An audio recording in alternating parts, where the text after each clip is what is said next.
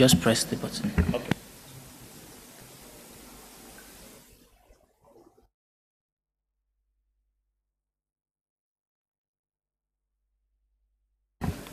Okay, we'll be starting in 5 minutes.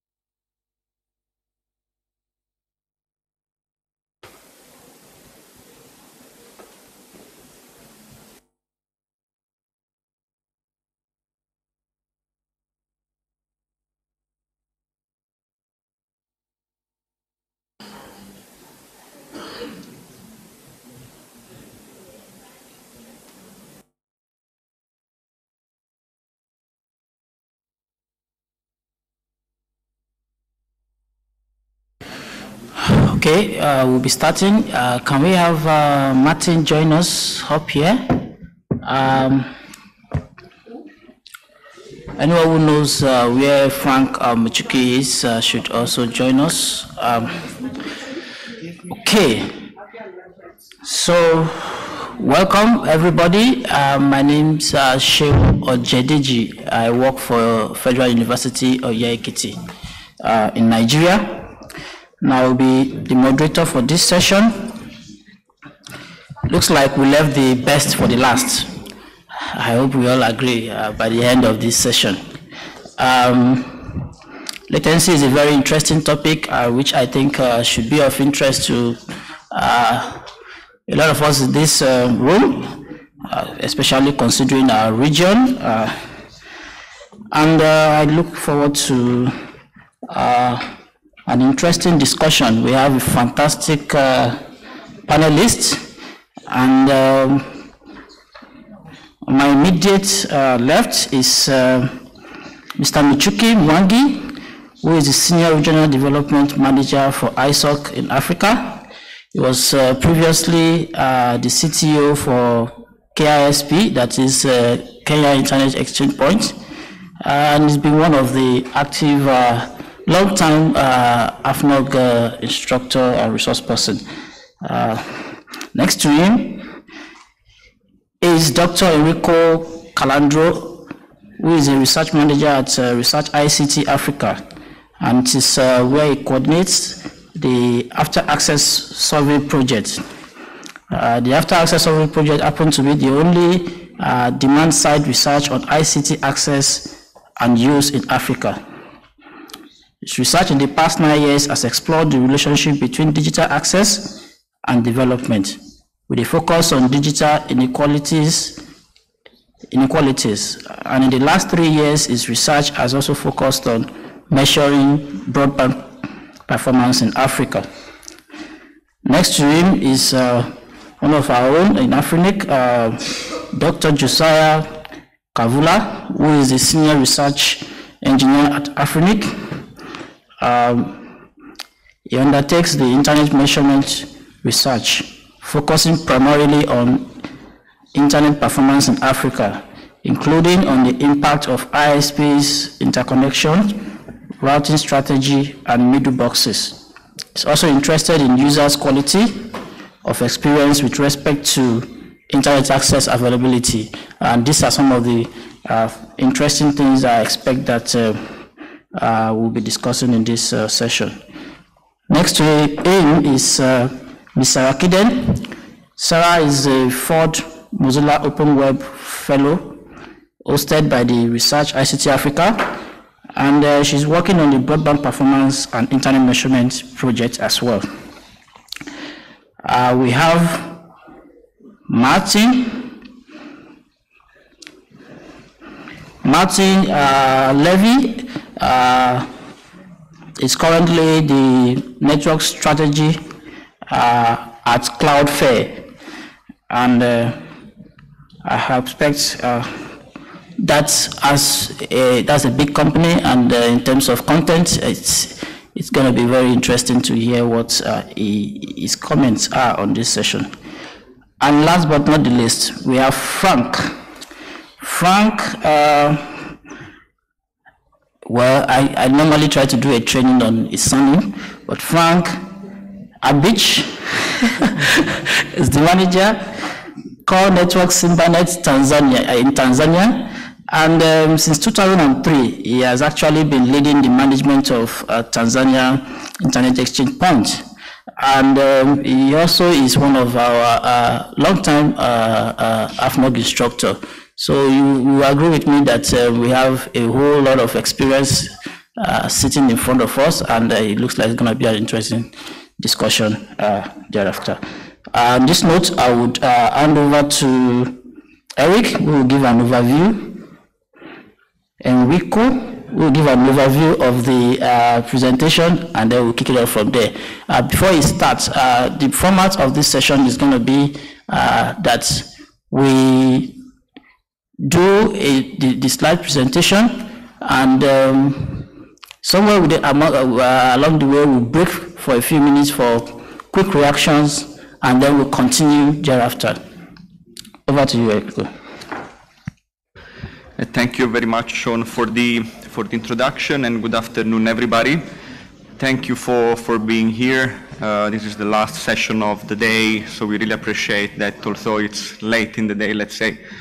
Actually, there are a number of people in the audience, in the room.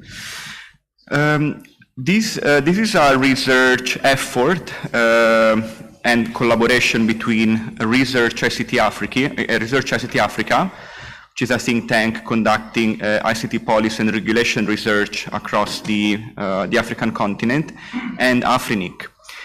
And our collaboration was born with the objective of bridging the kind of gap between the more technical kind of research on network performance and the policy and regulatory research that somehow has to provide policy and recommendations to government officials, regulatory agencies, and everybody else in charge of developing laws and regulations. So we developed this research with this objective in mind. And what we tried to do was to assess the development of the internet infrastructure from a few perspectives. And we realized that three of the factors that are very important and relevant from an internet measurements perspective to understand the development of the infrastructure are actually the throughput, so the speed that the users experience while they use the internet, mostly on their mobile phone, because the majority of the users, of internet users in Africa are accessing the internet through the mobile phone. From a latency perspective, because latency and delays is another factor affecting the end user experience.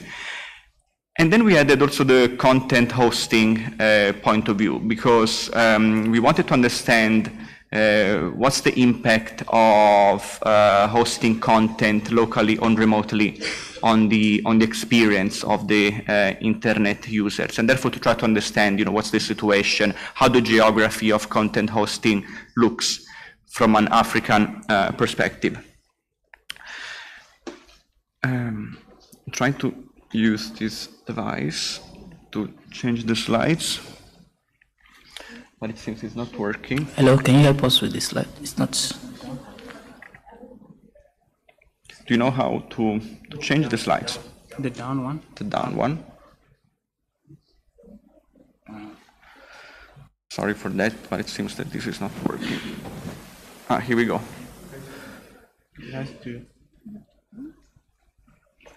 Can you go to the next slide, please? Yeah. Okay, so there's just in summary the objectives of the research as I've already briefly introduced.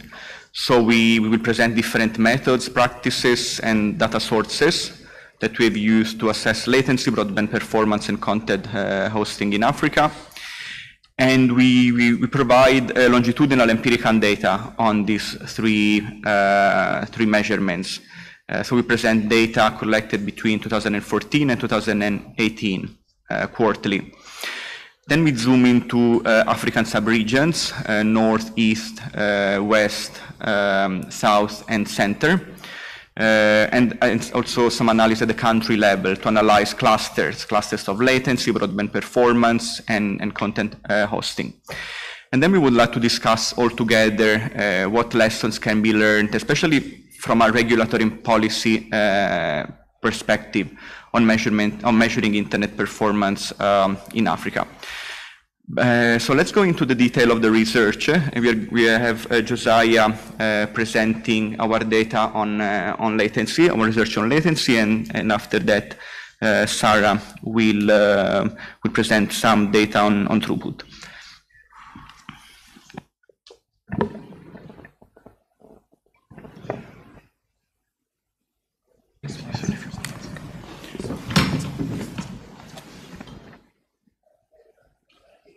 All right. Thank you so much, Enrico, for the introduction, and the entire panel for joining us, and the audience as well. We thank you for being here this late in the afternoon. So I'll briefly just talk in terms of the overview, in terms of what data sources and data sets that we've used for what we'll be discussing here. So I need to mention on the onset that our focus of measurements, our interest is really to look at this from the perspective of end users. because we know we could measure the internet, we could get data from operators in terms of how their core networks operate, in terms of their bandwidth offerings and so on, but that in many cases not exactly what the users experience. So our focus really in terms of what we present, whether it's latency or throughput speeds, is based on what we look at from the perspective of users. So there are a couple of data measurement platforms that we could use or we could have used. In this case, we used a platform, firstly, what is known as a speed checker. Maybe some of you have heard of it. It is kind of, in terms of infrastructure-wise, it's kind of similar to what we normally talk about the RIPE Atlas, except that for them they use software probes. And these ones are resident on end-user devices, computers, PCs, and so on. So they give us a different perspective in the sense that we're looking at it from the end-user perspective, where the person that is actually browsing or sending an email is. And also we use some data from NetRadar. NetRadar is a mobile measurement device. So this runs mostly on mobile phones, and it gives us a perspective from the perspective of users that are connected via the mobile networks. And then we also have some data that we have collected using the RIPE Atlas probes, but mostly we've used RIPE Atlas for doing trace route measurements to understand the routes that traffic flows, but also in some ways we've used the RIPE Atlas platform to do some of the geolocation in addition to some databases that we've used. All right. So some of the results that I talk about here, okay, so I begin to look at the aspect of latency. Later on, we'll transform and look at the download speeds. So the question of latency is something that we're interested to understand the level of delays within countries in Africa. So if you're sending and receiving data within a country, how long does it take for that data to be received? And also between countries in Africa. So if you were at AFPIF last year, we did present some of this result. And what we noted, having run several measurements in these African countries, we noticed that there are some countries that have progressed quite well in reducing their latencies within the countries, but there are still some countries that have very high delays within the countries. And also we did notice that some countries are forming quite good clusters around them, like their neighbors, and you can see the delay between them are becoming much lower. But sadly, there are several instances, and in particular in the West African region, as we'll see, the delays between countries are still very high, indicating that the interconnection is still not progressing as fast as we would have loved. But in this chart, what you're seeing is the sort of mean or the median delays that you expect in countries. So some countries, so in terms of just the median across Africa, we're seeing delays of around 78 milliseconds.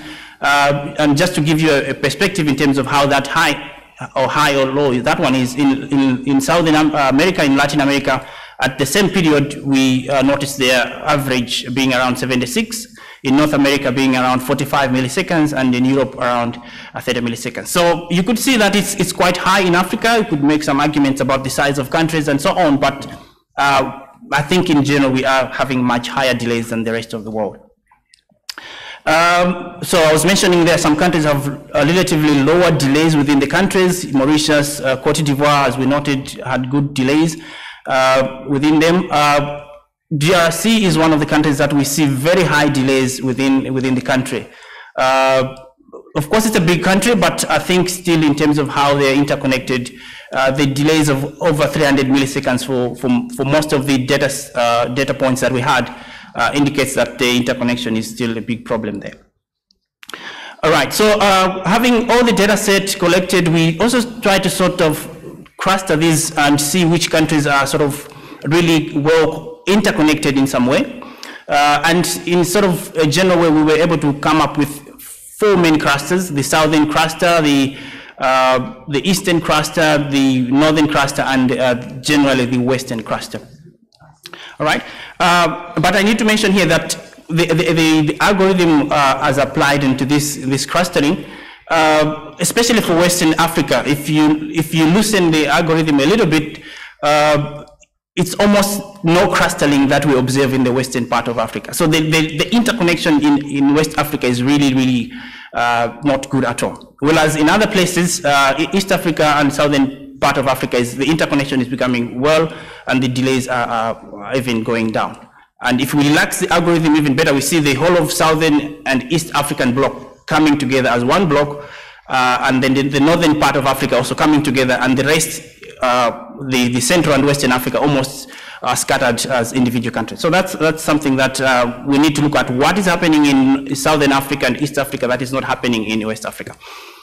And of course, I also need to mention that there are a few instances where some countries that ought to have been in these clusters were not. And of course, based on what I've just explained, it's because in those cases, maybe some countries are not connecting with their neighbors. And because they're connecting or exchanging traffic in Europe, they end up having neighbors, logical neighbors that are not necessarily physical neighbors. So for example, Senegal, which is, as you would see, expect we are here in West Africa, doesn't really cluster with the Western African bloc. So it's more closer to the Northern African countries than it is to the neighbors around here. We see the same scenario for Madagascar. I hope when we analyze this data set again, maybe things will have changed, but as of now, Madagascar and the islands there are seemingly not so well connected with the Eastern African side. The same case for Somalia, it's not connected to the Eastern African bloc that well. And there are a few countries, I think two in this case, that we couldn't cluster because they're simply not having sufficient neighboriness with any African country. In particular, Angola and Ethiopia. I'll not poke fun at them. If they're here, please, Ethiopia, we love you. We want you to have neighbors in Africa. Let's do it. And again, another thing that we noted, quickly just to finish off on the latency study, we noticed that the selection of the upstream providers also tend to impact a lot on the end-to-end delays. So we saw that in some instances, if your upstream provider is somewhat resident within the region that you operate, the end-to-end delay is also lower. Of course, that speaks to that upstream provider being better connected with the other networks within your country, therefore it's routed better if it's within. But if your upstream provider operates from another part of the continent, then obviously the end-to-end delays overall are even higher. But of course, with some exceptions, we saw that if you're in Northern Africa and your upstream providers are in North America or in Europe, you don't have as much of a penalty than when you are a Southern African country and your upstream provider is in Europe or US. So it depends on where you are, the geography and so on, and therefore it makes sense to have upstream providers that can interconnect you much more locally if you are going to have better interconnection within yourselves as a country or with your neighbors. So just to say the lowest delay, end-to-end delays where the upstream provider were in the same cluster as the country that we examined. All right, and then I'll summarize on this one. We also did a bit of studies on trace route, just trying to understand the routes, the traffic paths that are taken between countries. So I need to emphasize this is for traffic that originates in Africa, destined in Africa, or origin same country, destination same country. So we try to understand where are the routes going. So the long story short is that this is a summary of all the trace route samples that we had. About 37% of the traffic had some hop outside the continent. Right. Of course, we could say this is maybe the upper limit because we still have some challenges with geolocation. And this is a big problem all over in terms of accurately geolocating, particularly when you're dealing with operators that have the IP address space that probably is registered in one region and is being used in another place. Unless you have proper and sufficient number of probes to triangulate, it becomes really difficult to realize that that IP address, much as it's saying it's in the US, is actually somewhere much, much closer. So, but this is the upper limit if we think of it in terms of how much traffic actually goes out. All right, so I think I will pass on now to Sarah. We'll talk about the trend now. We had some data from our partners that we were able to give us data from what we measured, and they gave us other data sets as well from 2014 up to 2018. So you look at the trend in terms of the delay, how it's changing in the different countries, as well as the download speeds as how they are changing in the different countries and the regions. All right, so I'll pass on to Sarah, and maybe I'll come in to comment on some of these as we get along. Thank you. Good evening, everyone. My name is Sarah Kiden. I am going to show you the throughput trends between the periods 2014 to 2018. We got over 450,000 measurement counts for speed checkers for that period for African countries, and about 20,000 for 7 African countries that are part of the after access surveys.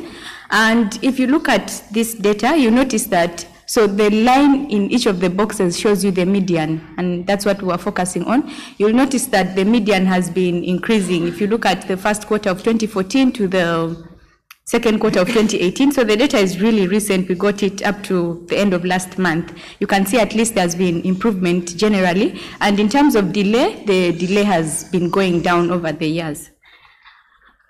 The first graph is just a summary of all the regions, but I'll take you through the regions. We use the African Union categorization of the countries. And for the Western region, you'll notice that between 2014 and 2018, there has not been a lot of change in terms of download speeds. So it's been constant for most Western African countries, while in the North, it was constant for 2014, 2015, and then it started to grow thereafter. For East Africa, you will notice that it was constant, and then it grew and grew much more in 2018. For the Southern region, it was mostly constant, but in 2018, it has grown. And for the Western region, it's the same. But I need to mention that since this is just the second quarter of 2018, if we run the test again, maybe in the third quarter, it could change. In terms of, then now we analyze the data in terms of quarters in the regions, and you'll see the same trends like what we saw. So there has been growth in all the quarters for all the years for Western, Northern, Eastern, Southern, and Central. If we break it down now to countries in all the regions, you'll notice that even if there's been general growth, that some countries are performing much better than others. For example, in West Africa, Liberia is performing better than Guinea-Bissau, and we are in Senegal, which is somewhere in between, and Nigeria is also somewhere in between. For the Northern region, Morocco and Tunisia are performing much better than Mauritania or Libya.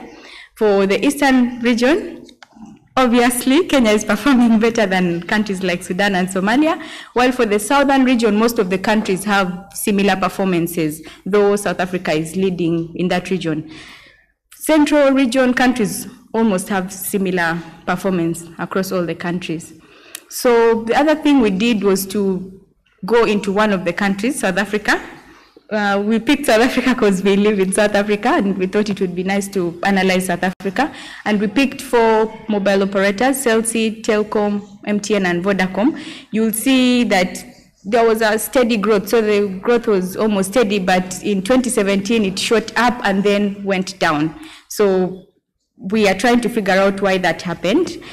And what we concluded is that even if you've invested a lot in broadband infrastructure, it does not necessarily mean that your throughput will improve. And finally, the other thing we did, and the case study is Uganda in this case, was to try to understand speeds between rural and urban areas. So the red points show speeds that are more than 6 Mbps, and the yellow points are speeds that are towards 0 Mbps.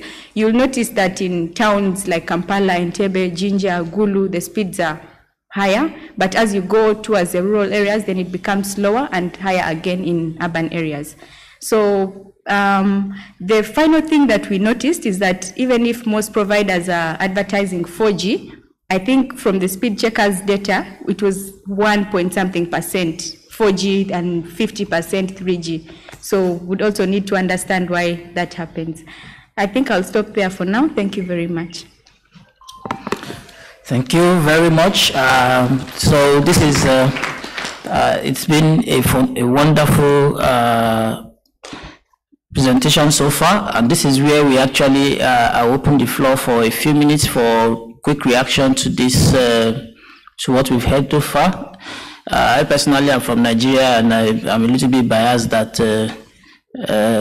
my fellow Liberian is doing better in terms of speed. So any question, comments in terms of that, what has been said?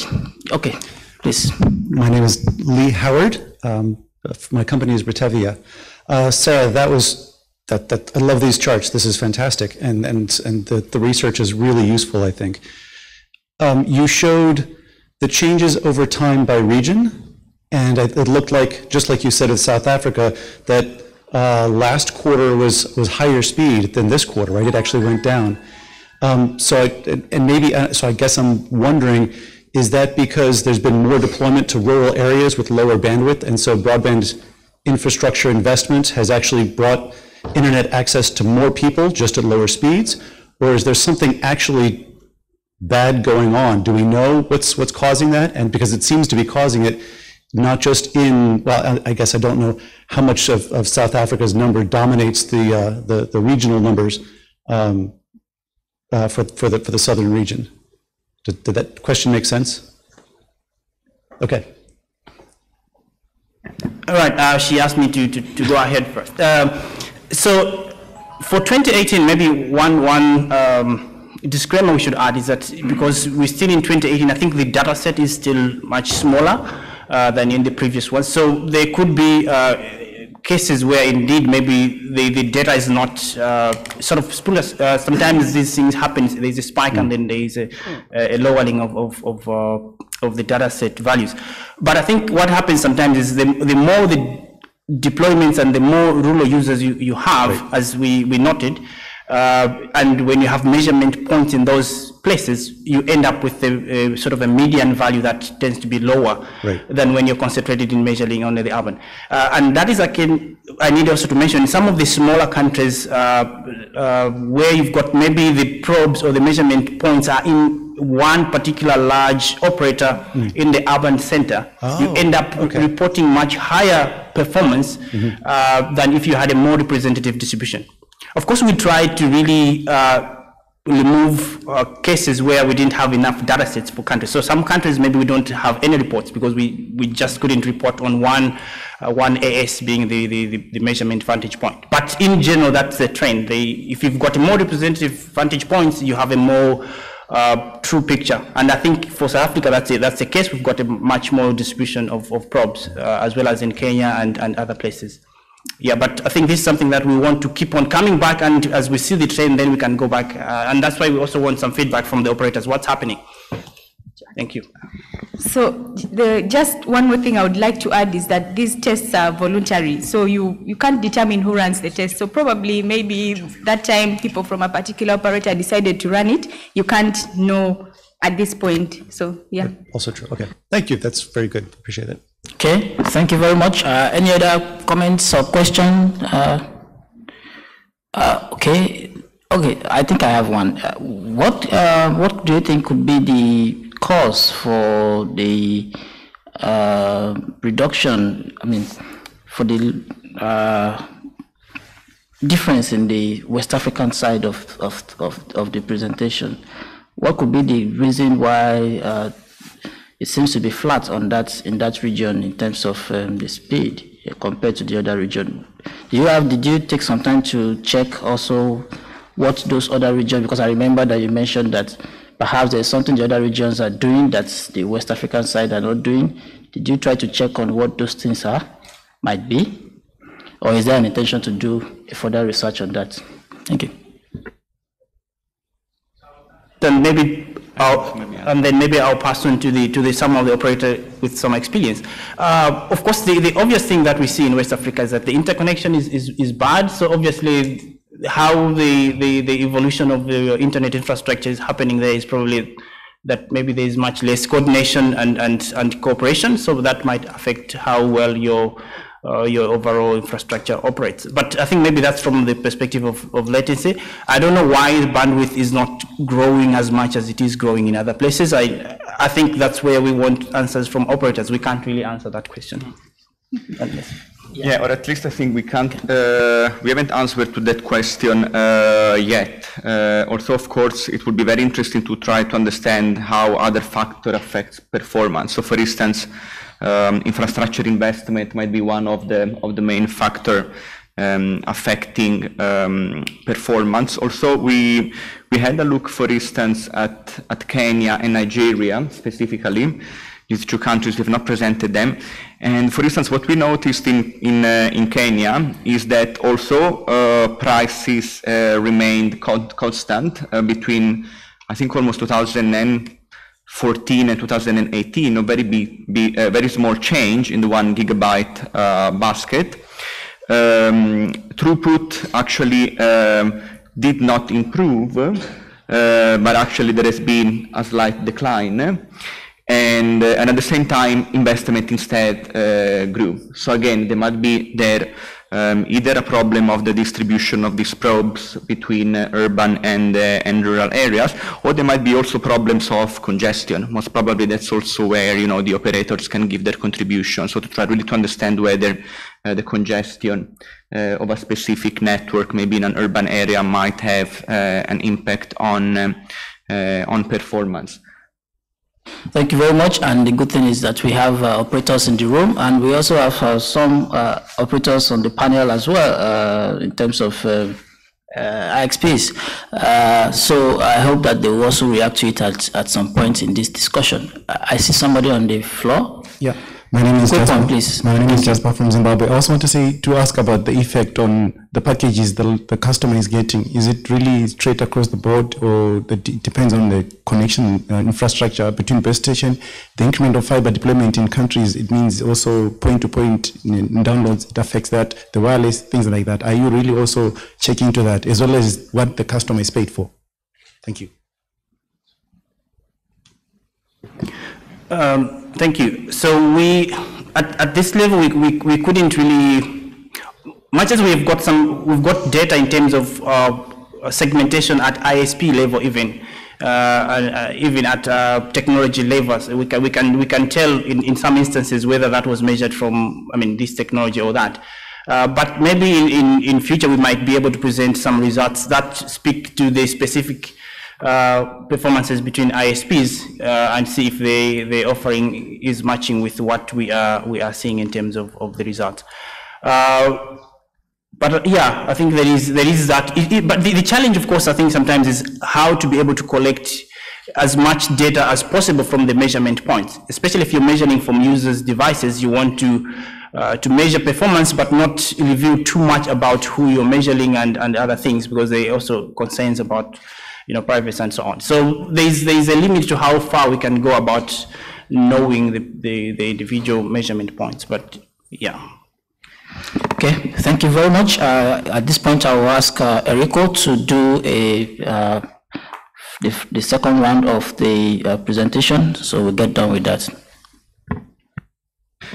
Yeah, okay, so the last part of this research focused on the content hosting and distribution of local news website. So we wanted to provide evidence on the current configuration of web content access, hosting, and distribution in Africa, to try to understand what are the factors that might affect performance when somebody accesses local content in Africa. And then, of course, our main concern is then, based on our evidence, try to provide specific points of policy and regulatory intervention to improve internet performance, also from a content perspective. We have used different data sets to analyze the issue of local content. And we have got some data from the after access surveys that were conducted in these 7 African countries in 2017. Those are nationally representative surveys on ICT access and use. in these countries. Then we had a discussion on how can we define local content. So we had a look at the Alexa top 50 websites, and we found out that actually they were not really representative of what local content is, because normally on top of this Alexa ranking list, we find the big platforms, Google, Facebook, Twitter, and so on and so forth, but that's not really what we wanted to investigate. So we decided to zoom into the local news websites, and there is a directory called ABYZ News Links, and that provides the list of local websites. So that's how actually we define then local content. Local content as local news websites. In order to geolocate where these websites were hosted, we used the MaxMind geolocation database to determine the geographical location of web hosting servers. And in that way, we were able to obtain information such as ISNs and network names. And then, of course, to assess the delays, we used, again, traceroutes data that allowed us to assess level of latency and routes to access local content. When we analyzed the user's perspective through household survey data, we actually realized that the mobile phone, smartphone, and internet use across these seven African countries, it is still low. Here I've highlighted like Mozambique. We said actually mobile phone ownership is still at 40%. Smartphone, it's only 17%, and internet use is just below 10%. So these statistics normally are different from ITU statistics that are based on administrative data, so data provided by operator. And if somebody uses only administrative data for internet statistics, we'll have the problems of multiple SIM cards that have not been accounted for, or multipliers that have been used and not really accurate on the real number of users, or an increasing number, of SIM cards for the Internet of Things or machine-to-machine communications. All these are not really are numbers that are used to assess mobile phone penetration and subscriptions, but actually do not tell us what the real level of accessed use is. So we conduct this kind of surveys to really try to understand the number of people that are really using mobile phone, smartphone, and internet. Also, Rwanda was surprising for us because the country is considered actually a very good example of development of the internet, of the mobile phone infrastructure. But we have observed that again, mobile phone penetration is below 50%. And the smartphone and internet use, it's actually very little because we are, again, lower than 10% of the population. And interestingly enough, in Tanzania, instead we have observed that although smartphone penetration reached 22% of the population, actually only the 13.5% of the population is using the internet, telling us that maybe some of these smartphones are actually not connected to the internet. So maybe the cost of bandwidth might be still not affordable, for some people in the country. Then we want really to understand what are the obstacles what are the limits for internet use from a user's perspective. And we found out that across all countries, of course, data cost was the main barrier. So there is still need to work on the cost of data bandwidth, of internet access, because that's been the main factor affecting internet use. And in some countries like Mozambique, South Africa, and Tanzania, people actually revealed that also the speed of the internet is one of the factors affecting internet use. And now, contrary to other research, especially policy and regulatory research that have always highlighted the problem of lack of content in local language being one of the main barriers, through our survey, we did not really find a striking evidence of that, because as you can see, between 3 and I would say 6% of the internet users revealed that the lack of content in my language is one of the main barriers, except in Mozambique and Rwanda, where this percentage is slightly higher.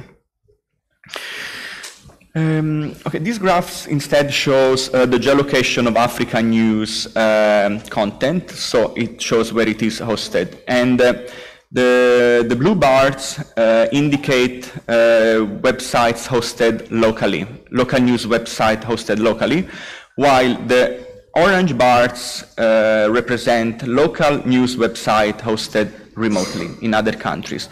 Now, of course, what is evident from this graph is that the majority of these local news African websites are actually hosted overseas, not in the country where they belong to. So on average here in Africa, we've got that 85% of local news websites are actually hosted overseas.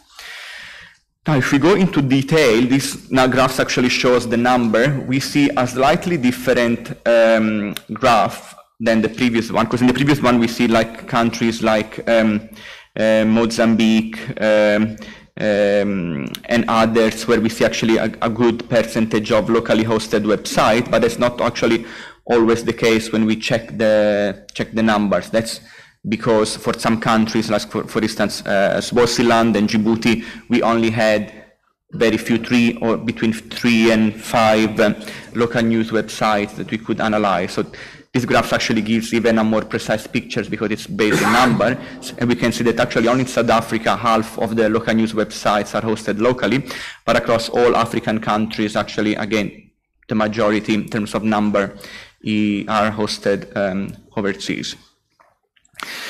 This is another representation through heat maps. And this is the map of the world showing countries where the African news websites are hosted. And as we can see, this map is red in the US, and we can see some kind of orange in Europe, France, and the UK, and also in South Africa. So that basically reflects the geography of local news African websites at the global level. So that's where they are located. And again, okay, this is another way of representing that. As we can see, country-level distribution of remotely hosted African news websites. 58% are in the US. And in Africa, in South Africa is the country that is hosting the majority of remotely hosted African news websites. So 14% of local news websites from other African countries are hosted in South Africa, plus of course the South African websites. And then we see that there is a 9% in France and some others, but yeah, very little in Africa. The only evidence that we have actually is of South Africa. And the country-level distribution of internet paths, IP hops for accessing African websites from African countries. Again, they traverse 45% traverse the US. And then we've got some of them, South Africa, France, Great Britain, 10%. We also did a kind of network level analysis of Africa's news websites, and we saw that Cloudflare is somehow the king of local news African websites hosting. They have the 22%, I would say, of market share of these kind of websites, and that's also followed by Optinet, that, if I'm not wrong, is a South African service provider. Then we've got Hesner, Google. And similarly, the hosting distribution for remotely hosted African news websites, again, the percentage now in this case of Cloudflare is even higher. And we have, again, OVH, SAS, and Google, GoDaddy, and others. So this is really the share of networks hosting the remote websites. Okay, then we try to understand that, what's the impact in terms of delay and latency for this kind of hosting configuration. And we noticed that the runtime trip to locally hosted websites was relatively good, except a few countries. For instance, here we had the case of Ghana that we would like to understand better, because it seems that even where local news websites are locally hosted, they still experience a relatively high level of latency. So most probably there might be some problems there of interconnections between ISPs. And instead of, where in cases where the websites are remotely hosted, as we can see, level of latencies are higher. Except in a few countries, for instance, it's very interesting to see the South African case, and that might be to the fact that there might be a number of CDN nodes in the country, or most of the content probably has been locally. There are caches to for this content at the local level that maybe is hosted somewhere else, but has been cached locally. So it's actually improving significantly the latency. And okay, this is basically an analysis at the country level. Here we show the median between measurement vantage points and news websites located within each country. They are all below, in these countries, let's say 50 milliseconds, except Ghana, as we've seen, and other few countries that are actually above that. In that case, it would be really interesting to understand why, even if actually these websites are locally hosted, they still experience high level of delays. And those are the median RTTs between measurement vantage points and news websites instead that are located in remote countries. And in this case, as you can see, the figure is completely different, because there are only a few countries where the median is actually below the 100 milliseconds. And these countries are South Africa, Botswana, Egypt, Nigeria, Mauritius, Tanzania, and Namibia, Kenya, and Ethiopia. But all the others actually are above the 100 milliseconds, showing that all the users experience really high level of latencies for local news websites.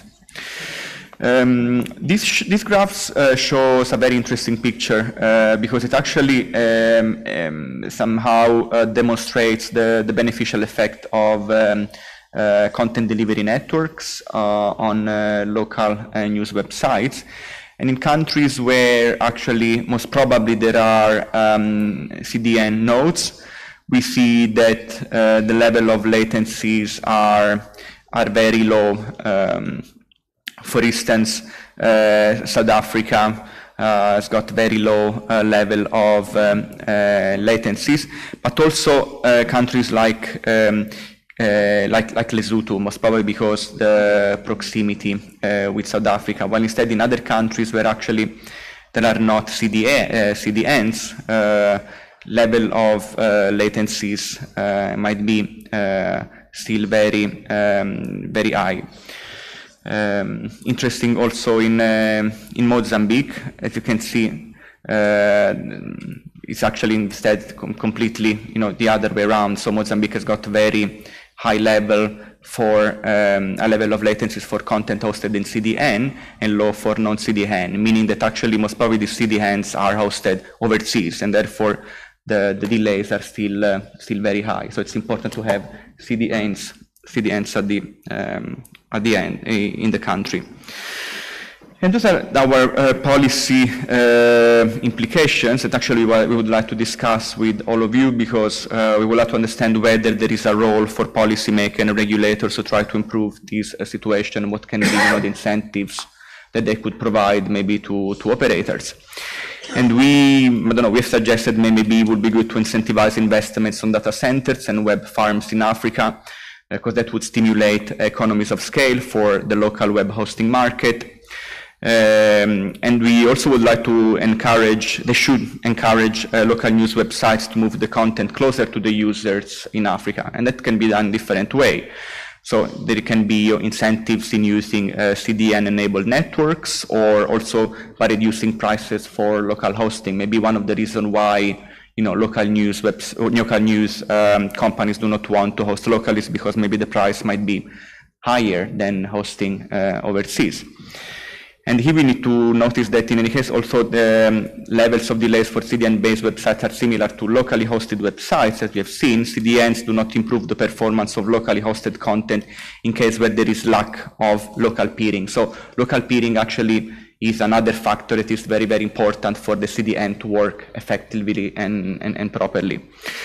It's also important to increase the number of CDN nodes because, as we have seen, actually there are not big regional clusters of ISPs, but it seems that interconnections is better at the local level, so maybe there is really a need of increasing the number of CDN nodes at the national level. And of course, we need to find a way of facilitating peering relationships between different ISPs and maybe investing in local exchange points to reduce latency. And our research is publicly available. We've got a GitHub account, and then of course from the Research Africa website also there is a section on measuring broadband performance.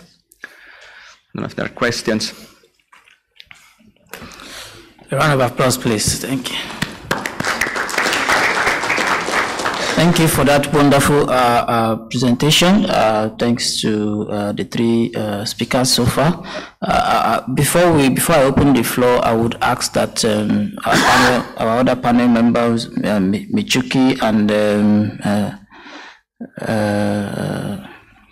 Julie and Frank, can we take 5 minutes each to make their comment or reaction, and I'll be happy if you give me back some of the 5 minutes. Thank you.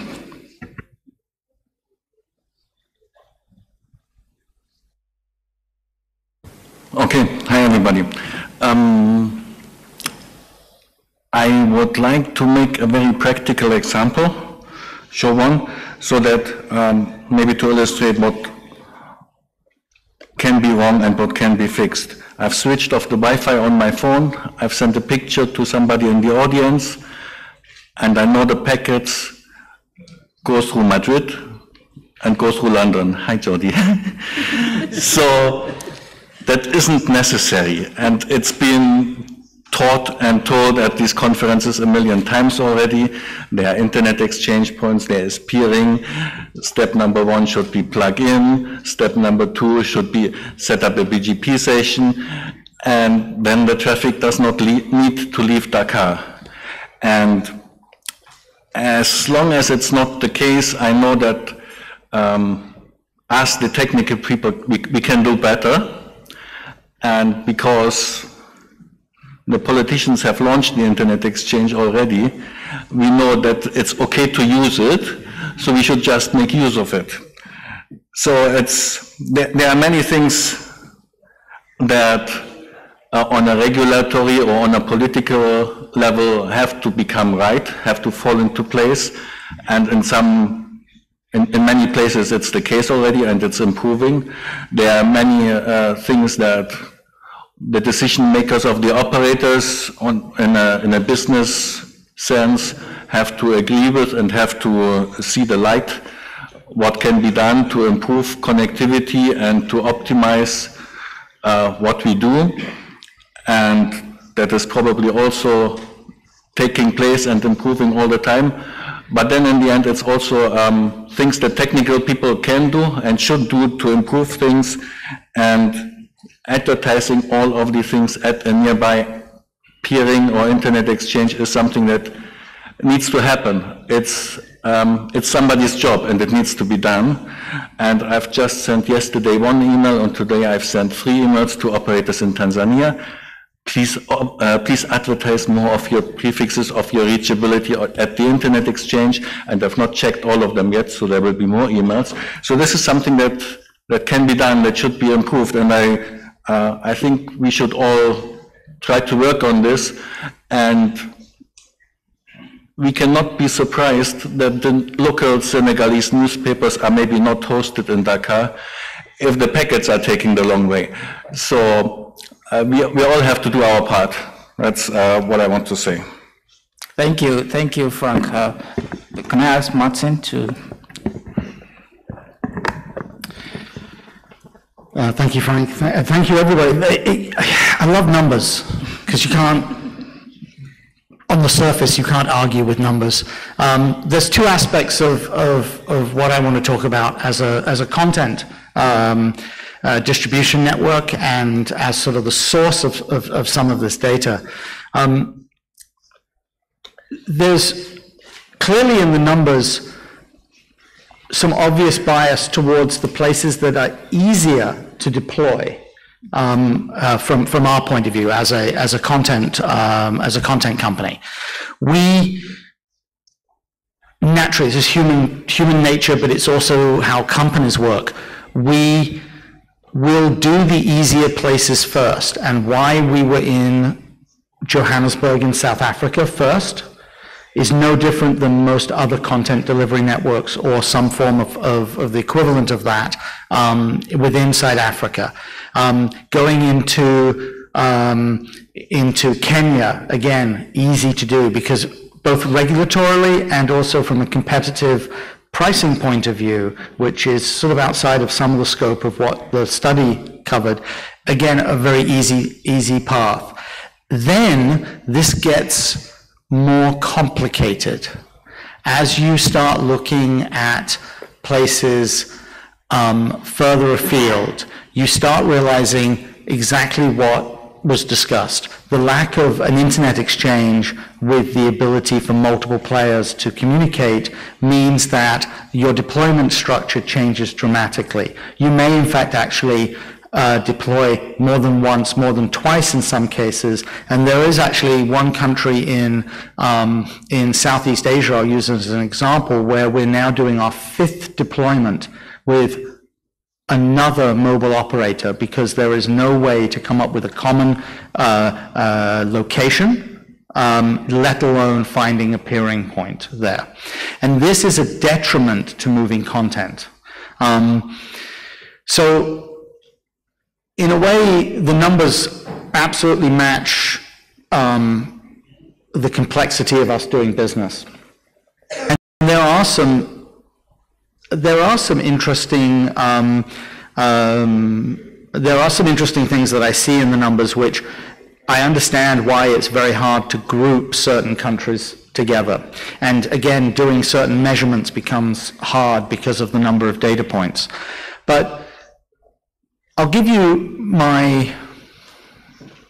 the thing I would like to solve, and that's a statement from AIS a year ago. It's a statement from the AFPIF conferences from 2 or 3 years ago. It is a statement that I have made in the last day here and will continue to make until I get on a plane late Friday night.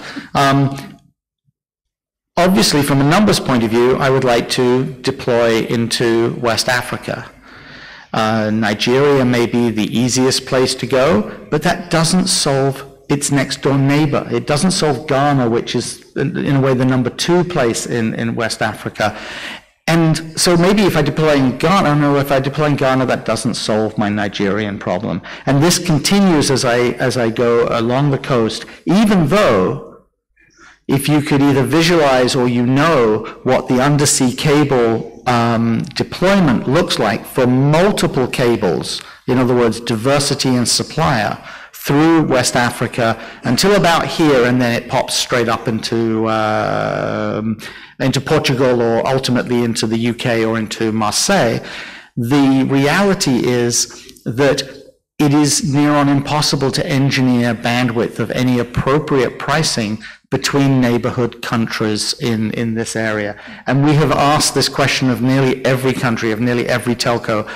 And part of asking that question is to expose part of what you had on your last slide. This obviously looks wrong.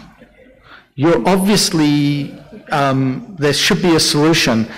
And Yeah, it's easy to do an equation to, look, if I'm in Europe, I don't see borders between countries. If I deploy into Frankfurt, I get to every country around there transparently. If I deploy into London, I get to everywhere around there. If I deploy, et cetera, et cetera. You understand where I'm going with this. This cannot be done with very few exceptions, East Africa being one of them, and South Africa being one of them. I was intrigued, actually. I got some homework after these slides. I need to go look at Swaziland and I need to look at Mozambique, because I thought both of those should be serviced out of Johannesburg, and if they're not, okay, the value, you open tickets in our system, and I presume others as well. The final point, our final point, eating up more than my 5 minutes here, is that as a content delivery network, I have to follow the party line. So for me, the concept of a naked website, a website without a content delivery network, is alien.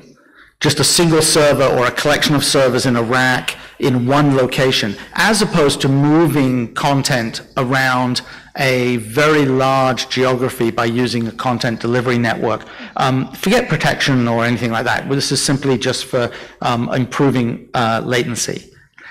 I can make that argument absolute, whether I'm in Asia or North America or in Europe, to a lesser extent in Latin America, but it's getting there. But I can't make that argument here because of the limited amount of deployment inside Africa for a majority of the CDNs, ourselves included. And that, we hope, changes, but more importantly, it is up to, at the highest level, all of the infrastructure to improve to make that deployable. And then I could go back and make that, again, the party line, but make that argument here inside Africa. Thank you for my extra time over my 5 minutes. Yeah, you should thank Michuki, actually. So I would ask, so Michuki, over to you, and I'll ask Nishal to be getting ready to give his intervention as well. Right. So I'll sort of speak over 3 points. I think the first one, which I want to mention, is based on the data that we've been given here. I think there's a way to try and have a visual look at where the problem could be. There's a tool that exists that we helped develop at my employer. It's called ARDA. So if you look, go to your browser and search for ARDA. .af-ix.net, you will find a tool, and it has quite a number of matrices that you can use to find out what some of the challenges are. As Frank was speaking, I took time to look at, for instance, how the operators at the exchange point in Tanzania are routing their prefixes, and you can see that some of them route it in such a way that while there is an exchange point, they're routing to prefer the international path over the local path, and that's something we can do to fix some of the problems where we've seen that even though you have local CDNs, the routing is engineered in such a way that it chooses to prefer the international route over the local route. So there is a tool that is out there that we can use as part in this region to try and fix some of these technical problems. The tool also helps us understand a couple of other policy issues. It's through this tool we were able to realize that some of the exchange points did not have, for instance, prefixes from other networks in Africa, only local ones, whereas in other exchange points in the continent, you will see networks from neighboring countries showing up. And so when we inquired, we found that there is a policy issue in that particular country that, prohibits or, external networks from connecting that local IX, which basically, makes interconnection across the countries, neighboring countries, to be difficult. So there is a tool out there and a few others that exist which we could use to try and figure out some of these challenges. The second thing which I want to talk about is with respect to the broadband, looking at the various countries that you've seen where there's limited growth. in the number of workshops we do across the region, and in particular in West Africa, I still realize that the operators are obsessed with selling bandwidth in kilobits per second. And if they don't sell it in kilobit per second, they want to sell it in bytes per second. Yeah. So, so you are either giving them per teaspoonful or per droplet. So it never encourages uptake. And I think we probably need to take the operators through a process of understanding the economics or the business modeling around buying bulk equals cheap. So if you can't sell bulk, then you'll always buy very little, and essentially the operations will be always expensive. But I don't know how we need to get that messaging out, that if you're buying multiple 10 gigs internationally, then your cost per megabit is going to drop significantly. If you're only buying 100 megabits, then your costs for transit will be significantly higher. And so, so the investment really should be on the last mile and access, where you should be excited about selling 40 megabits and 100 megabits to your customers, as opposed to selling them 128 kilobits and 512 and calling yourself an ISP. I think in today's age, I don't know exactly how network end users are able to use 256 and 512 kilobits per second, but I've been very recently to some countries where a service provider was excited that they sell a 512, and it was a little bit disturbing. So third and finally is the policy discussions around encouraging local hosting, what we really need to do at the local level to promote local hosting. This is a local discussion, and quite a number of things need to take place between the various stakeholders in that country. I think there is value in engaging the policymakers to say, are we encouraging local operators to, to host locally, both, or at least the emergence of local hosting companies, and attracting international ones to show up.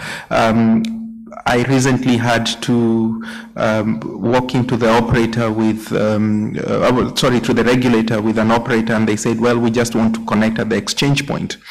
And the operator said, well, the regulator said, well, since there is no law, it means you can't do it. So what you need to do is bring your proposal, tell us what we want to do, and then we'll determine whether you need a license or not. And so I thought, if there is no law, it means you should do it, not the complete opposite, that you can't do it, and you sort of need to tell us what you plan to do, and then we make a determination on that. So it's almost like placing a barrier or a gate at the point of entry and being the judge to determine whether you can or you cannot do something. And the internet is designed to be more innovative, getting people to actually do things, and you develop regulation and policy around that. So it really serves as a barrier, and there's here an opportunity to engage our policymakers and the regulators to say, look, if we don't allow people to play, then we were not going to see progress at the rate we are anticipating it to take place. So there's a lot more we can talk about on that point, but I think I'd like to stop there. Thank you. Thank you very much. Now this is where I open the floor for reactions. Michelle, I'd like to just indicate that we'll be doing a lightning talk just after the discussion, but if he has intervention on this particular topic, it would be good to hear from him. A question from remote participants. Okay.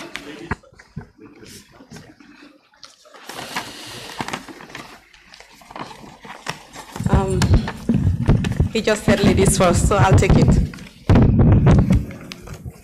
Good evening, everyone. My name is AIS18. I'm from Gambia. I just want to talk on 2 points. I think during the discussion it came about that there were 2 interesting things that were highlighted during some of the discussions.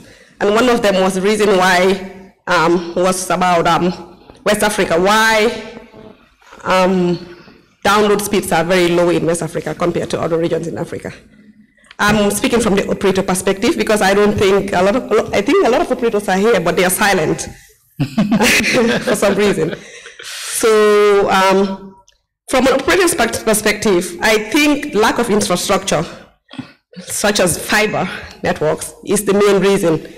In Gambia, for example, we've deployed 4G on our network, but we don't have fiber infrastructure. The fiber infrastructure was originally government-owned, and it's only a year or so ago that government has said that they are liberalizing the fiber network. So if they can give us fiber to our cell sites, we can give bandwidth to the end users. It's as simple as that. And the number 2 issue that operators are facing in West Africa is because operational costs are very high due to high cost of electricity, or unavailability of electricity for that matter. We run our networks basically 95% of our time is spent on electricity issues, trying to keep our networks up. And this has a ripple effect on the cost to the end users as well. So that explains the other point that came up throughout the data, that cost was a factor affecting access in the region. So from the operator's perspective, if infrastructure and operational costs are not controlled, in West Africa, I think we have the poorest infrastructure in the region, and as well as electricity. All our neighboring countries like Guinea-Bissau, Gambia, where I'm from, you go to Sierra Leone, we have been recently, electricity is out at least 6 hours of the day. So some of the things that you guys take for granted is really affecting our operations. Thank you. Thank you. I will take the reaction from Badru, and then I'll ask the panelists to address it too. Thank you. Mine was really interested in that. So I'm Badru Ntayo from Uganda. I quite like the news information on that, because one of the parameters I think would be interesting to look into is regulation and policy around news websites. Recently, I think sometime this year in Uganda, news publishers were asked to get a license from the regulator to be able to put a news website. If I host my site in the US, I don't need a license for that. So if you notice, I would like to find a correlation between that regulation around press freedom with hosting of sites in different places. The other interesting parameter that might help to look at this is also, if I have a credit card, I can go online and set up a news website with my content within the hour. If I want to do it within any of African countries, I'll need to probably find somewhere where I need to pay. So the process is an interesting parameter also to look at, to correlate with that data, and we might actually get some more richer value out of that. Thank you. Thank you. Reaction? Oh, Prof. Sorry. No problem. Thanks. Actually, perhaps my comment is very academic, but let's play with it. I like to encourage the work because measurements are crucial for advancement in general, and I like what I've seen. On the other hand, I also like to throw in the caution, which I think a number of people already mentioned, which had to do with the measurement itself in some sense influencing what you are seeing. And that therefore means that you need to pay a lot of attention to maintaining similar contexts, so to speak, in the data capture, okay? And also you have to be very tight on assessing margin of errors and so on and so forth. So even though I like the momentum and the direction, I'm saying before we quickly interpret and so on, make deeper recommendations, we need to begin to bound those other factors as well. And even be able to, as a result of that, say that certain data are not useful for the analysis and so on and so forth. Following that, perhaps you may want to begin to also, sometimes what we do is you do a model to help you control those things. And that one, you have to look at it in more detail per country and so on and so forth, and therefore be able to assess those. But I think thumbs up, but beware making wild interpretations, because your data could have issues. And it's a large amount of data also, and so on. So thanks. Thank you very much for that important information. Just before we go to the next person, I'd like to share a comment from the question, actually, from the remote participation. And it goes thus. It is interesting to see that the use of CDNs in Africa helps to reduce latency and increase quality of experience for end users. But at the same time, it means African content providers have to pay for foreign CDN providers to host their own local content closer to the end users. Doesn't this sound like a paradox? What are the views of the panelists on this? A remote participant, Amresh Pokhi. Sorry, Amresh, if I pronounce that surname wrongly. And I'm not sure, since we have only one person there, perhaps you don't mind standing? Please, I want to hear the answer to that. Okay, good. All right, panelists, can you react to the comments and questions that have been made?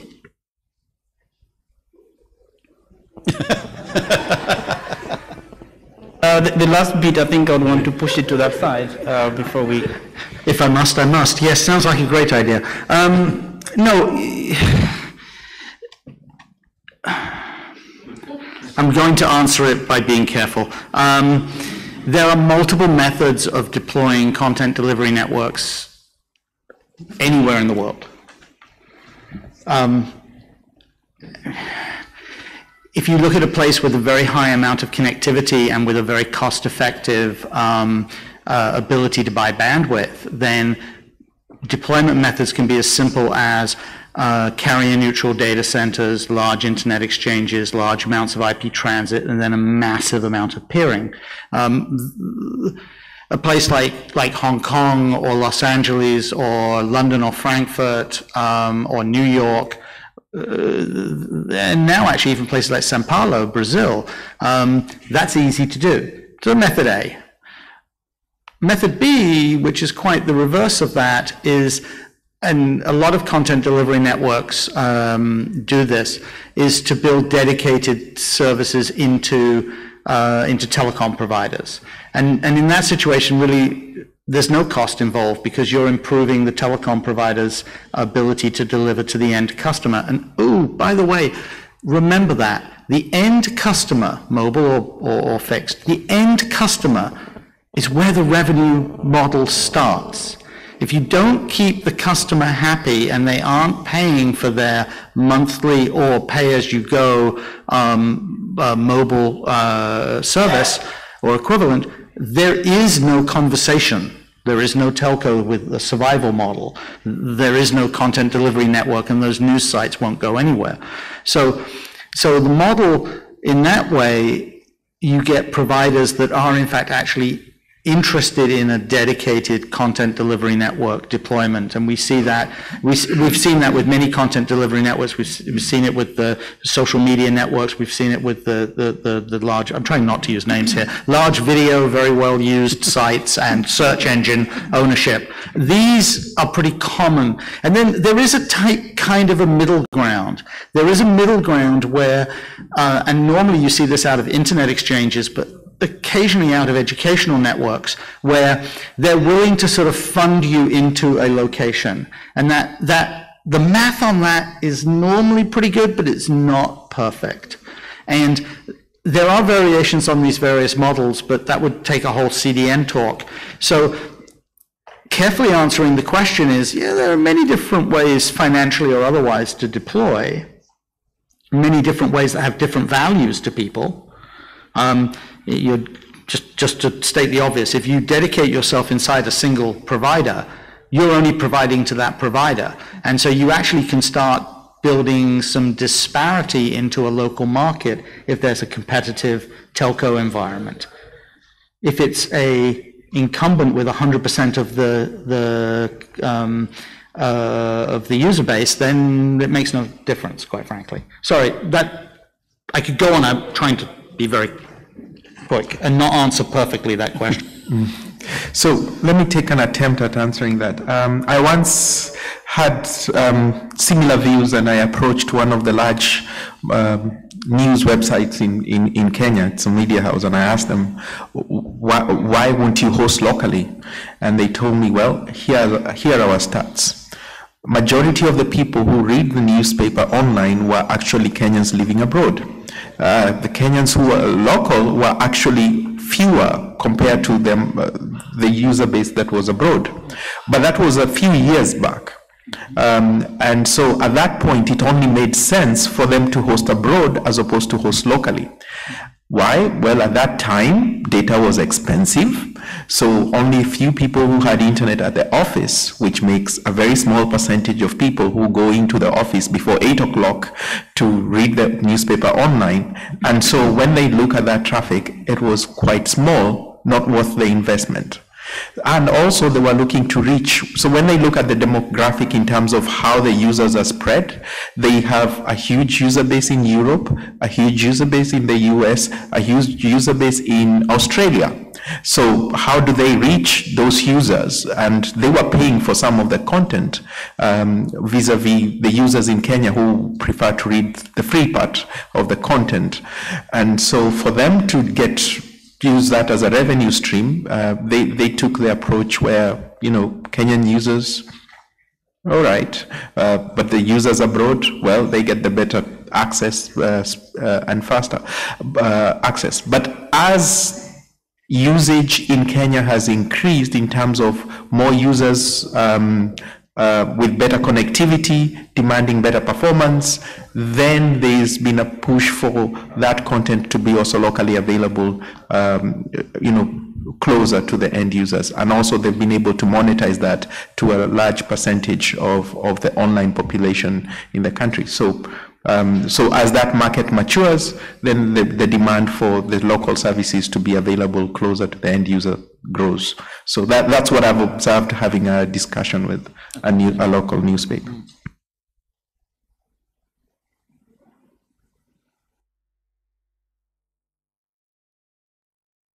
Okay, thank you very much.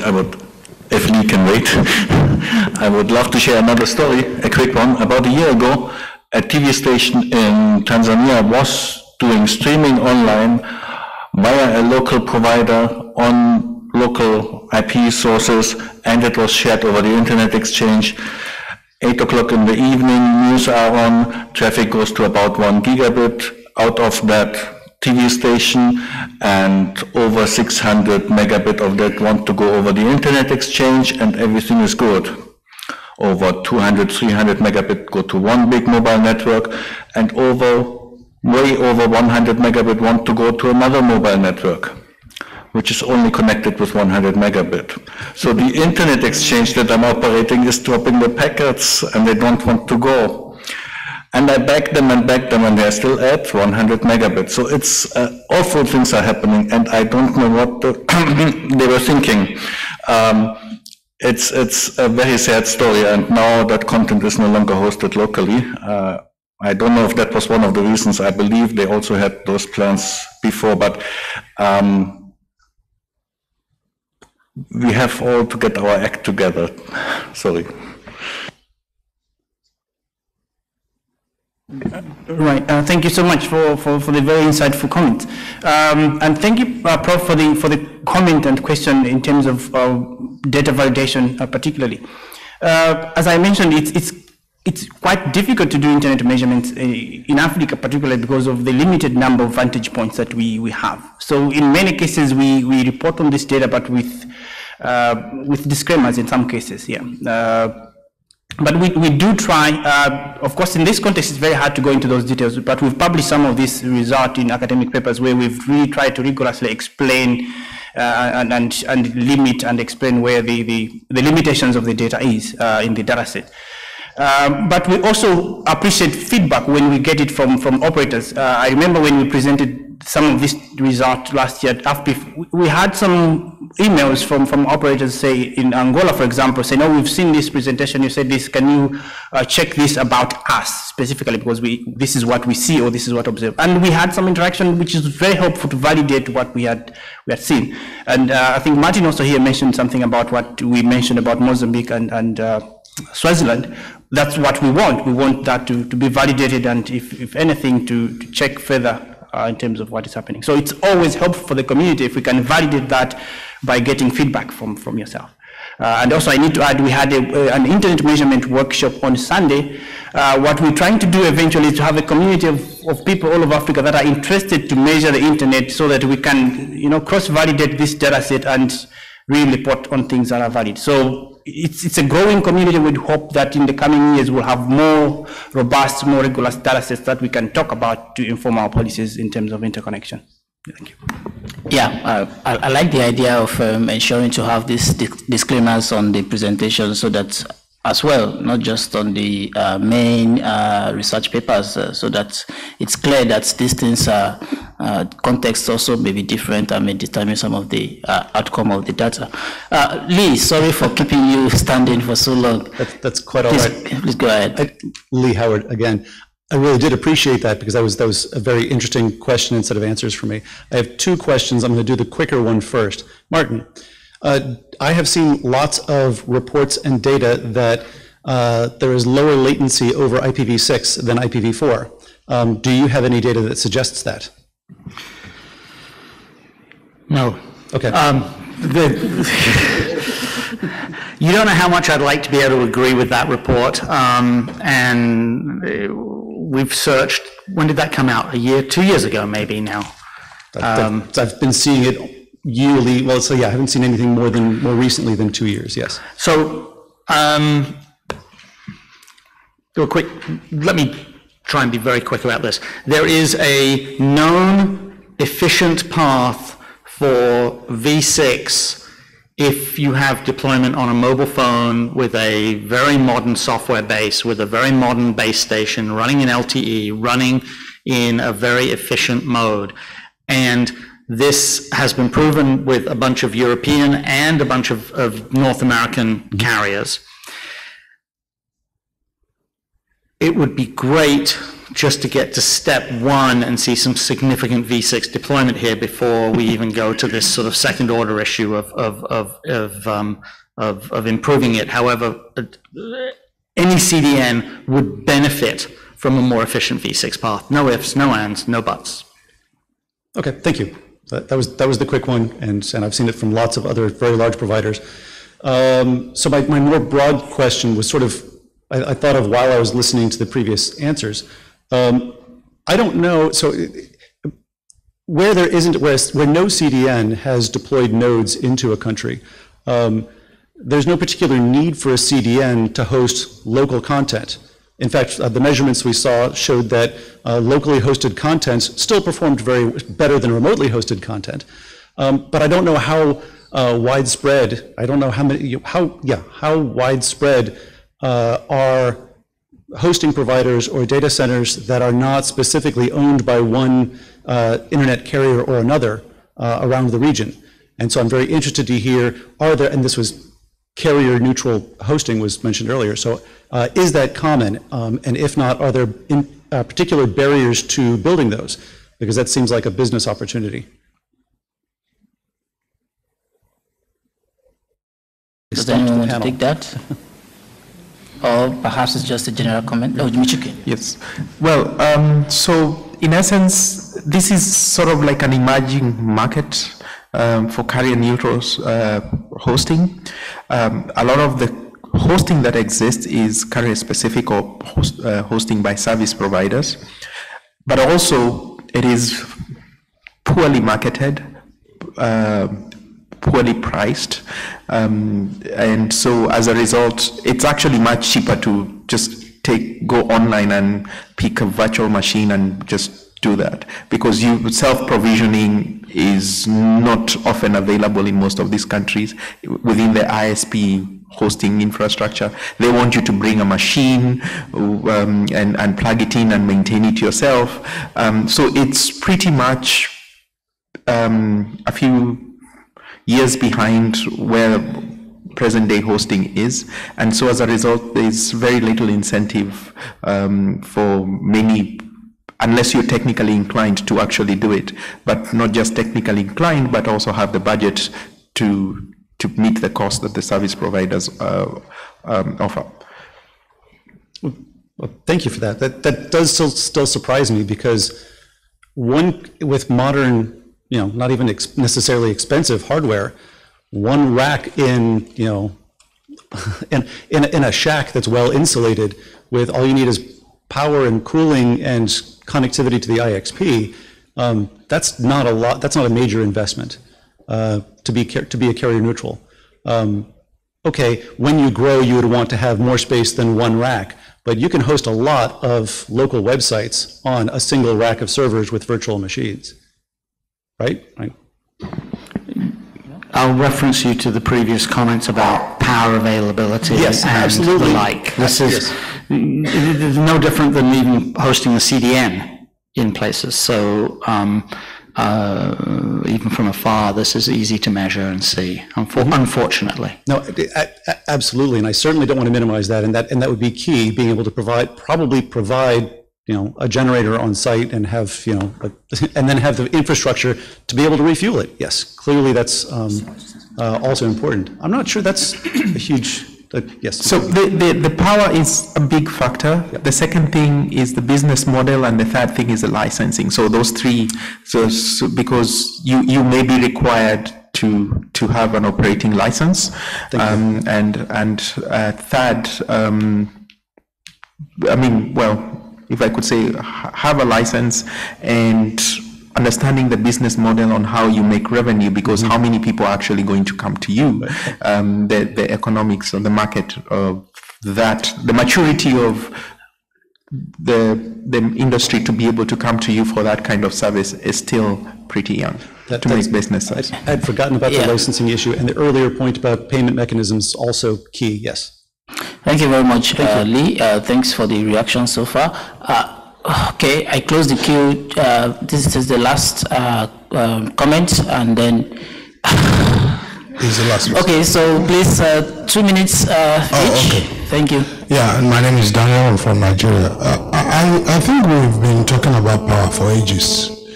Will we never have solutions? And if there are no solutions to power, what are we still talking about? Are we still going to be talking about the same thing every year? Because we know there is no power, especially as we claimed within the West African region. So what are the options? Because that's what's baffling me actually.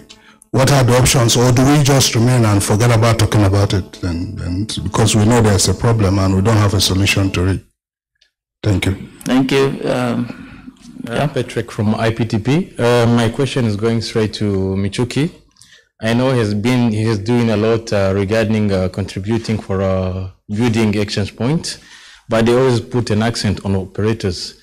But my opinion is that regulators have the main work to do. I've seen some here coming from government and regulators. If I talk exactly from my country, it took a long time. I think that there's two operators which are not yet on an exchange point. So why don't you put an accent also on the regulators? They should, in some government, as government are here, they should ask to the regulators to see how they may push, because if some orders are coming from regulators, they will be easy for the operators to come to the exchange point. They should try to see how to bring the regulators to put accent, to make some authority to ask to the operators to go to the exchange point. Thanks. So I will answer the second one. We do not want the regulators to start telling operators to get to the exchange point. If they could create incentive, that makes a lot of sense, but not tell them, because it's also possible for the operators to get to the exchange point and still not peer traffic. So what you want to make sure is that the environment is in such a way that it makes it almost a requirement for every operator to connect to the exchange point. And we've seen that in some of the markets where the environment is so liberal, it's equal playing for everyone, that an operator that is not connected to the exchange point is sort of digging on their own grave. So, and that's the kind of environment you want to create. And the goal, if you're to have an engagement with the regulator, is create that environment. Don't tell the operators what to do. That comes naturally once the environment has been set. Just to add to this, I've read very recently in some kind of report, peering is not an obligation, you don't have to do. Peering is not a right, you don't have to get it. Peering is a choice that the operators have to make. And worst case, if you want your regulator, no, don't. Our regulator is forcing too much. Thank you, and on that note, I will call this a very fantastic session, in my opinion, and I hope that we enjoyed it as well. A round of applause to the panelists, please. Thank you very much. I would use this opportunity to call on Michuki. Now I'm in love. I want to call on Michelle to quickly give the few minutes lightning talk, and then we end the session.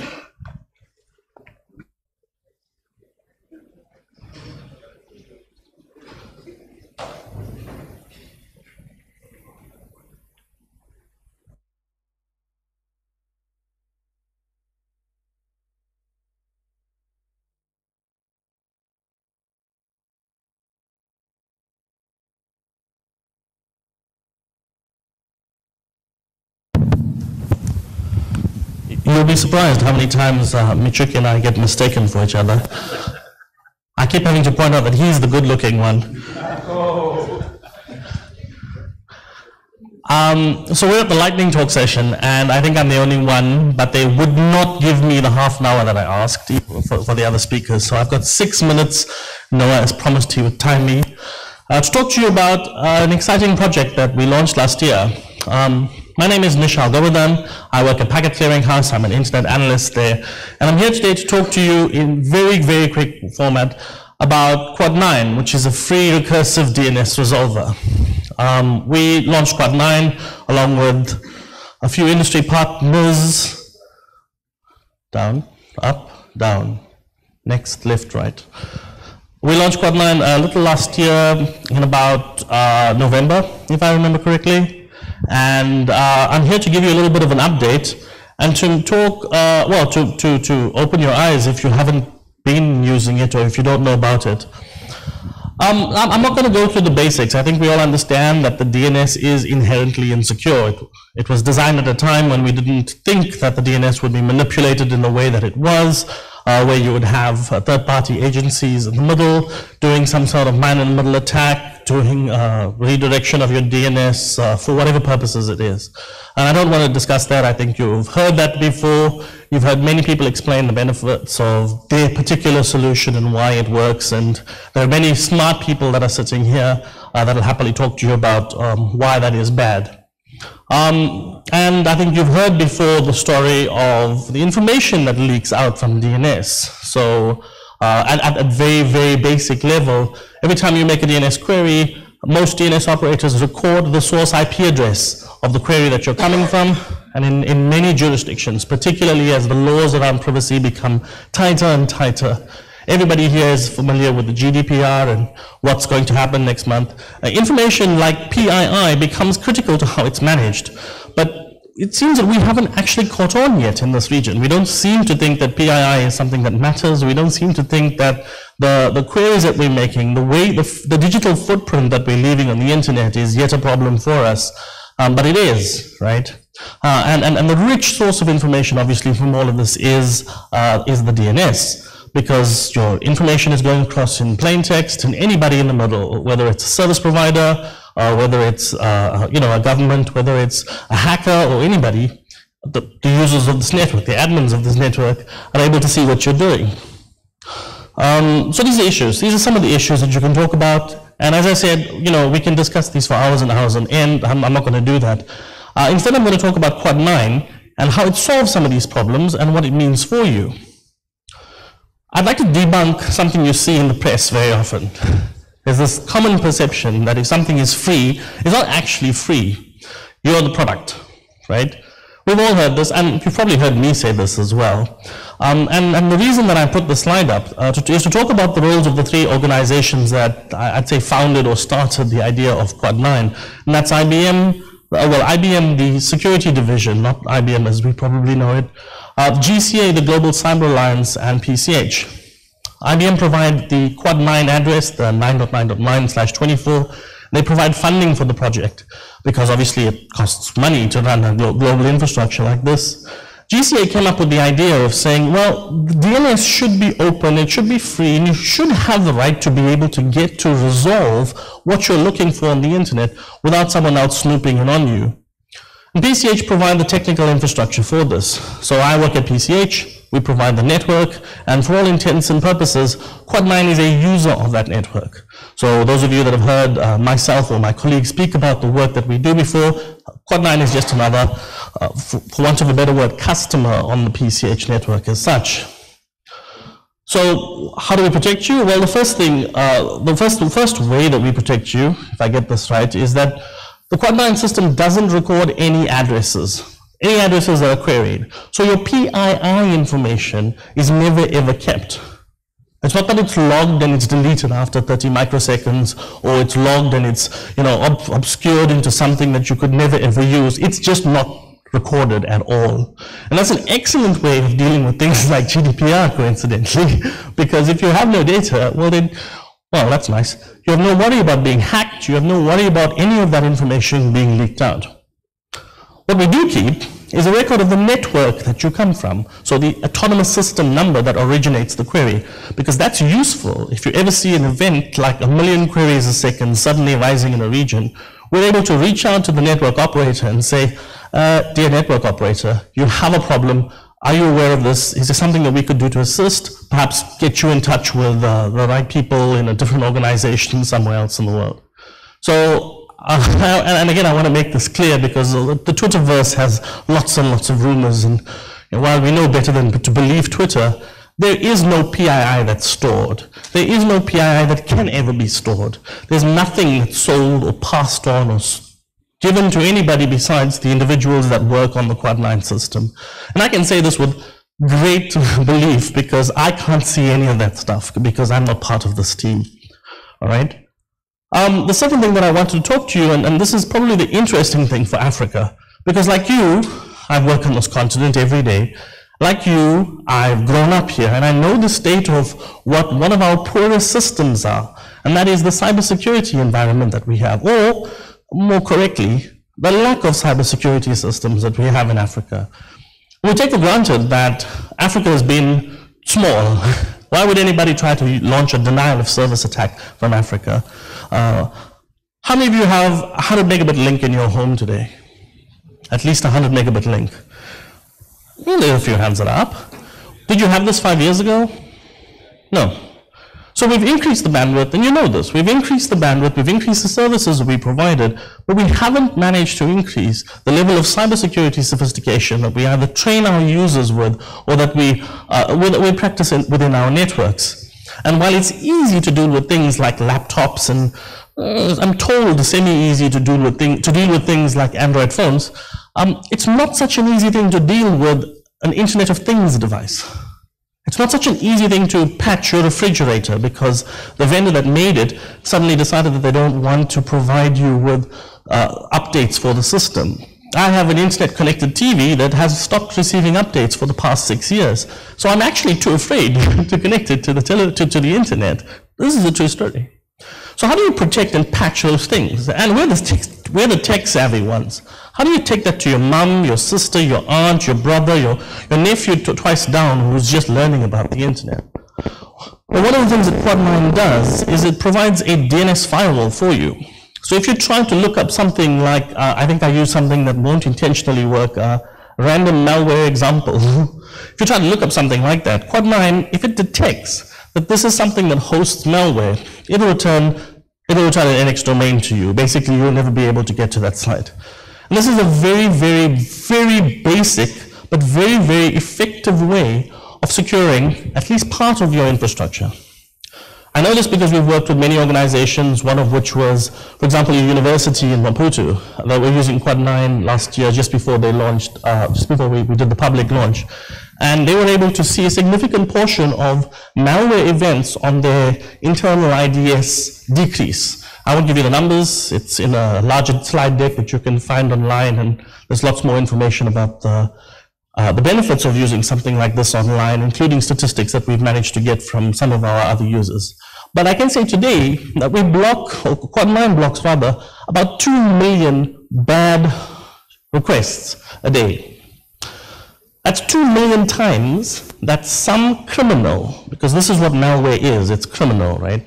2 million times that some criminal was denied access to a resource that would have cost probably you or someone like you in a different continent time, effort, money. And I think that's a win. Now, I can go on talking a lot more about this, but I've got 6 minutes and I think I'm at the end of it. So Quad 9 is available, it's fast, it'll be in Senegal soon, it's in a whole bunch of other places around Africa. We're in 133-ish odd locations. It is in Gambia. Thank you for the question. I did check up, so I can tell you right now that it is. This slide is just meant to talk a little bit about some of the, well, it's my favorite slide in this deck. It's meant to talk about the idea behind nonprofits and why it's important that Quad 9 is a nonprofit. Quad 9, I'm speaking for them in the third term here, because you're a nonprofit. When you're a nonprofit, different rules apply. I think we know this. When you're a nonprofit, you're not liable to be bought out.